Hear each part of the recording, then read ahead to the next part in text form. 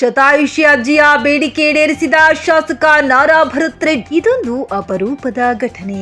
ಬಳ್ಳಾರಿಯ ವಾರ್ಡ್ ಸಂಖ್ಯೆ 9ರ ರಾಜ್ಯೋತ್ಸವ ನಗರದ ಶತಾಯುಷಿ ಅಜ್ಜಿ ನಾಗಮ್ಮ ಅವರ ನೂತನ ಮನೆಯ ಗೃಹ ಪ್ರವೇಶ ಸೋಮವಾರ ನಿಗದಿಯಾಗಿತ್ತು. ಎಸ್ಕೆಡಿಆರ್ ಡಿಪಿ ಟ್ರಸ್ಟ್ ವತಿಯಿಂದ ಅಜ್ಜಿಯ 10x15 ಅಳತೆಯ 1,14,900 ರೂಪಾಯಿಗಳ ವೆಚ್ಚದ ಪುಟ್ಟ ಮನೆಯನ್ನ ನಿರ್ಮಿಸಲಾಗಿತ್ತು. ಸದರಿ ಮನೆಯ ಗೃಹ ಪ್ರವೇಶಕ್ಕೆ ಅತಿಥಿಯಾಗಿ ಬಳ್ಳಾರಿಯ ನಗರ ಶಾಸಕ ನಾರಾ ಭರತ್ ರೆಡ್ಡಿ ಅವರನ್ನು ಕರೆಸಬೇಕೆಂದು ಅಜ್ಜಿಯ ಆಸೆಯಾಗಿತ್ತು.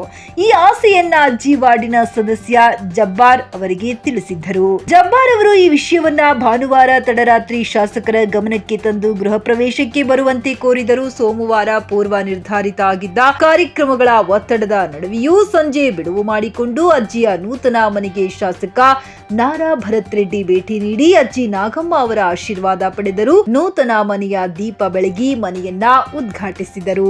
ತನ್ನ ನೂತನ ಪುಟ್ಟ ಮನೆಗೆ ಭೇಟಿ ನೀಡಿದ ಶಾಸಕರನ್ನು ಕಂಡು ಅಜ್ಜಿ ನಾಗಮ್ಮ ಭಾವುಕರಾದರು. ದಣಿ ವಚ್ಚಡ ಎಂದು ಉದ್ಘರಿಸಿದರು.